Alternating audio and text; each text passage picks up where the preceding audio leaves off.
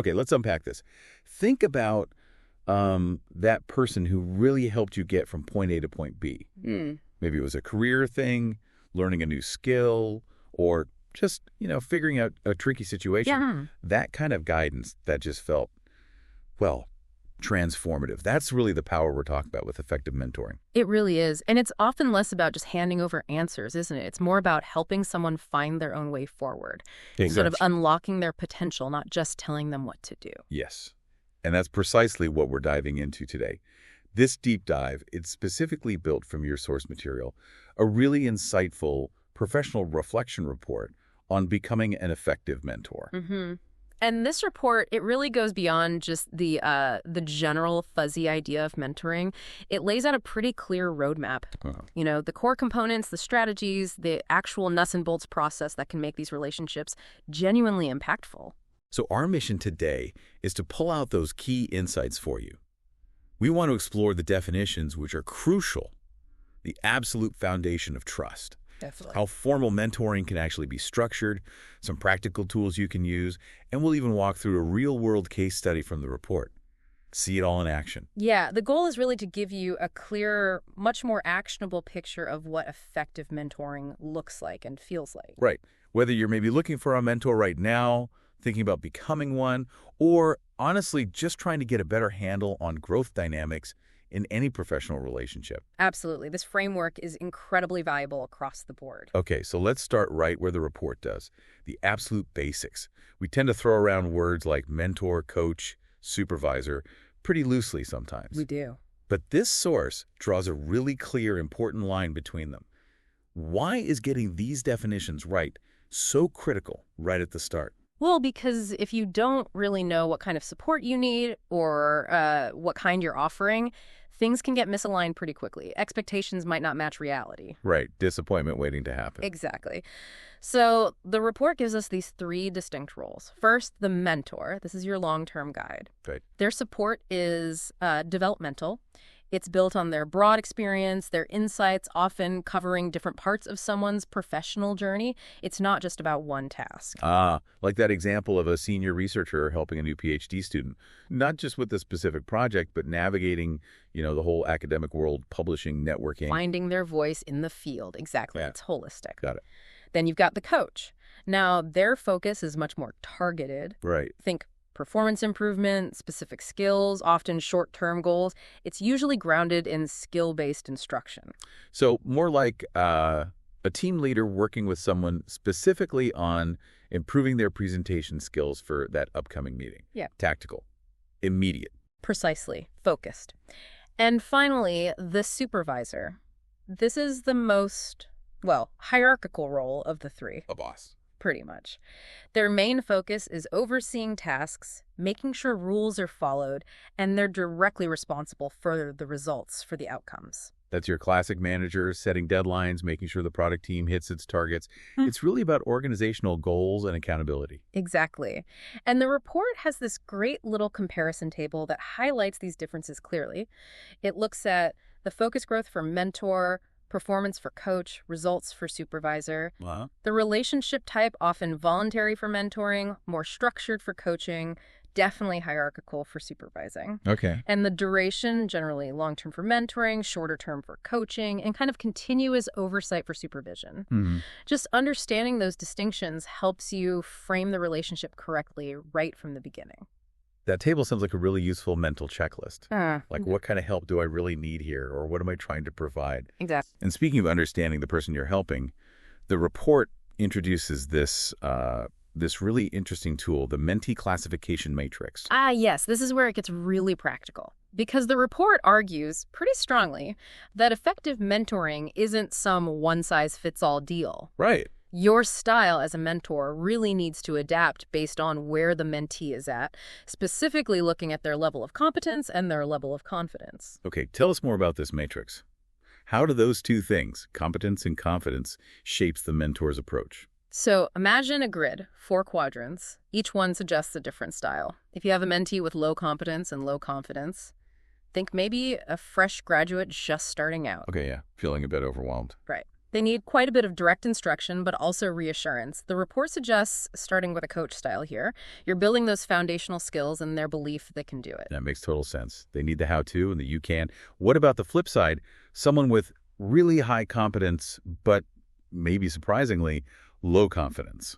Ugh, this is such a common scenario, and the Matrix nails it. They know their stuff, they have the skills, but maybe they lack the nerve or they've had a setback. Right. Here, the report says they need support. You're not teaching them the core skill they have that. You're helping them navigate those internal barriers, that self-doubt, like a skilled engineer who dreads client meetings. So you're bolstering their conviction, not their technical ability. Right. Okay. Now, what about low competence but really high confidence? The eager ones? The classic enthusiastic but maybe slightly clueless intern profile? Hi, yeah. They've got loads of belief, tons of energy, but they lack the depth or the practical know-how. For them, the report suggests a guide style. Guiding, yeah. You're channeling that energy, providing direction, structure, giving them learning experiences to build the actual competence to match that competence. You're kind of steering them. Steering that energy towards real growth. Makes sense. And the last quadrant. That's high competence and high confidence. These are your experienced players, your senior staff. They're capable, they're self-assured. So what's the mentor's role then? It shifts significantly. It becomes about delegating. You empower them, give them real autonomy, maybe help them refine strategic thinking or leadership skills. You trust them with big things. That matrix just immediately gives you a lens, doesn't it? A way to think about who you're working with and how best to tailor your support. Exactly. It's a really practical starting point, and we'll see it pop up again very clearly in the case study later. Looking forward to that. But as you said, underpinning any effective mentoring, no matter the quadrant or the goals, is that fundamental thing, trust. Absolutely. The report calls it the bedrock. And it even offers up a formula, which I also found quite striking, the trust equation. Yeah, that caught my eye too. It tries to make something that feels intangible a bit more concrete. It says, trust equals credibility plus reliability plus intimacy, all divided by self-orientation. Okay, let's break that down. What does the report mean by each of those? First, credibility. So credibility is basically about your competence, your expertise, your believability. Do you know what you're talking about? Right. The report gives an example like sharing your own real-world career challenges and how you work through them. It shows you have relevant knowledge, wisdom from experience. You're credible because you've actually been there. Okay, so you have the chops, the relevant experience. Makes sense. Next, reliability. This one seems simple, but it's absolutely crucial. It's about consistency, dependability. Showing up. Showing up on time for meetings, following through on what you say you'll do, just being a stable, predictable presence. It builds confidence that you can be counted on. Consistency builds that confidence. Yeah. Okay. And then intimacy. Now that word can feel a bit loaded, maybe, in a professional setting. Yeah, the report is careful to clarify. This isn't about, inappropriate personal closeness. It's about creating a space for professional vulnerability and safety. Oh, okay. It's built through appropriate emotional connection, openness within professional lines, and really importantly, discretion, professional secrecy. How does that look in practice? It could be sharing a relevant personal insight to build rapport, really listening without judgment when the mentee shares difficulties, and crucially, keeping sensitive conversations absolutely confidential. Creating that safe container for honest talk.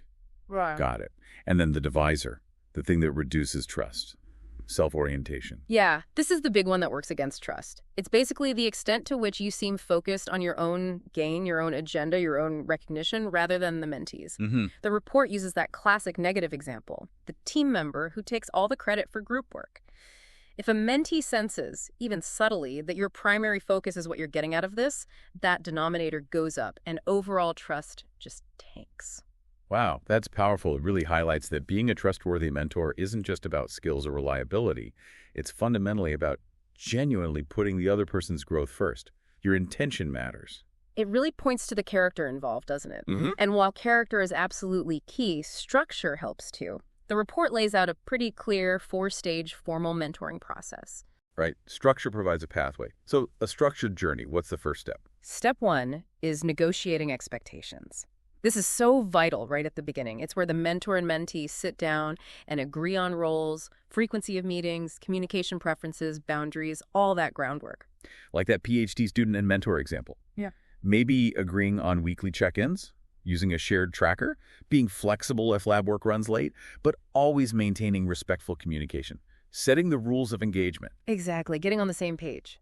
Stage 2 is setting development goals. Okay, defining what you're actually working towards, clear, measurable objectives. Yes, absolutely. Goals aligned with the mentee's aspirations, maybe linked to specific milestones. For that PhD student, it might be complete the literature review, define the core thesis objective, and finalize a realistic timeline by the end of this semester. It gives the whole thing purpose. Provides direction. Okay, goals are set. What's next? Stage 3. Creating development activities. This is the doing part. Designing specific tasks, exercises, or experiences that will actually help the mentee build the skills they need to reach those goals. So if a goal was, say, better presentation skills, the activity might be preparing and actually giving a presentation at a group meeting, specifically for practice and feedback. Exactly. Active learning tied directly to the goal. And the final stage, stage 4, is reviewing and closing. Looking back, assessing progress. Yes. Looking back at how things went, acknowledging achievements, celebrating the wins, and also planning how the mentee will continue their development independently once the formal mentoring wraps up. Like reviewing thesis chapters together, talking about publication strategies, maybe outlining the final steps for the defense prep. It provides closure and also empowers them for what's next. That's right. It transitions them towards self-sufficiency. Okay, so that structured process gives you the scaffolding. But the report also gives us some really practical tools, specific frameworks to use within those stages, especially in the development activities part. Yes, these are like mental models to guide the actual learning and problem-solving conversations. The report highlights 2 key ones: Kolb's experiential learning cycle and the Jiro model. Kolb cycle. Yeah. That's the one about learning from experience, right? Like a loop. Exactly. Learning by doing and then reflecting on it. It's a 4-stage cycle. It starts with a concrete experience. You actually do something. Like giving that live product demo you mentioned earlier. Perfect example. That's the experience. Then comes reflective observation. Stepping back and thinking about it. Right. Thinking critically. What went well in that demo? What parts felt clunky? Where did the client seem engaged or confused? Analyzing what happened. Okay, analysis. Next is abstract conceptualization. This is where you try to make sense of those reflections. You pull out the underlying principles, the why, understanding why using clear visuals worked well or why rushing that one section caused confusion. It's about extracting the lesson, the concept. Getting to the core insight. And the final stage. Active experimentation. You take that learning, that abstract concept, and you plan how to apply it next time. Trying it out. Exactly, like deciding, okay, next demo, I'm going to incorporate better visuals and consciously slow down during the complex parts. You plan to test your new understanding in the next concrete experience, and the cycle continues. That's such a powerful way to make sure learning actually sticks, turning everyday work into learning ops. Okay, and the other framework, GOOW. Yes, Jira OW is fantastic for structuring conversations around goal setting and problem solving within mentoring. It's an acronym, super practical. Right, G is for. Goal. What does the mentee actually want to achieve? Let's say, I want to be ready to lead a cross-functional team effectively. Okay, clear goal. Reality. Where are things right now? What's the current situation, honestly? What are the obstacles? Well, I haven't actually led a full team like that before, just smaller project groups. And I'm not really sure how to manage stakeholders from like marketing and engineering at the same time. Assessing the current state. Right. Got it. O is for options. Brainstorming time. What are all the possible ways to bridge that gap between the reality and the goal? I could take an online leadership course. Maybe ask to shadow Sarah, she leads those teams well. Or perhaps co-lead a smaller cross-functional project first to get my feet wet. Exploring possibilities. And finally, W. Way forward. Or sometimes will. This is about committing to action, turning those options into concrete next steps with timelines. Okay, so the way forward is I will research suitable leadership courses by Friday.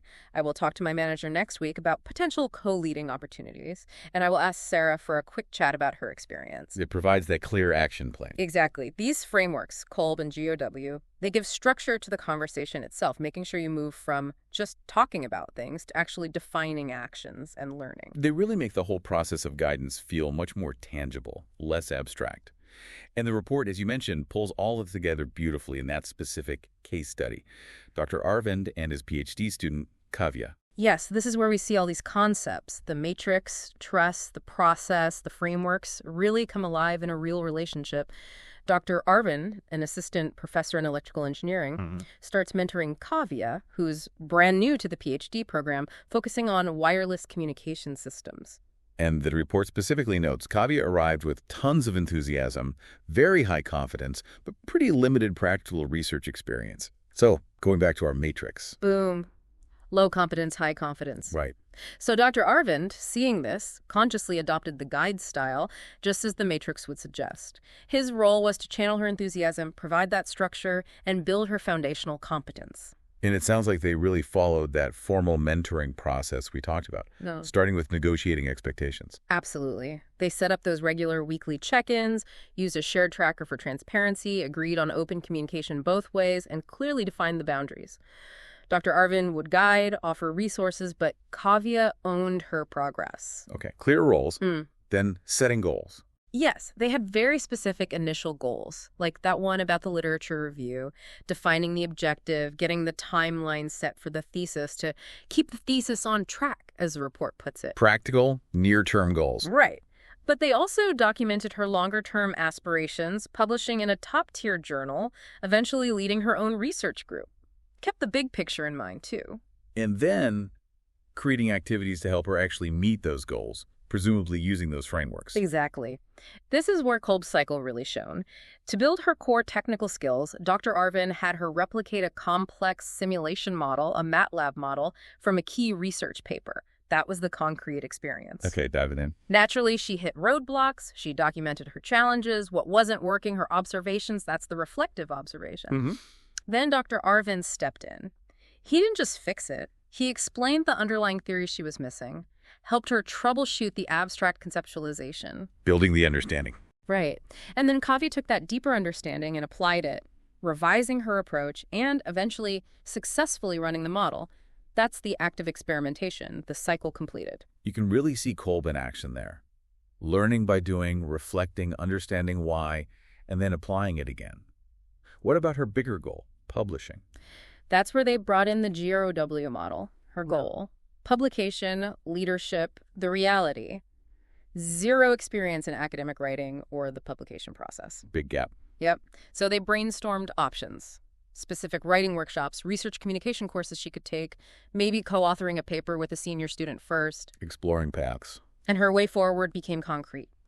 She would start by preparing a comprehensive review paper based on her initial literature study, aiming for submission to a relevant journal, a manageable first step towards the larger goal. Again, GROW providing that clear path forward.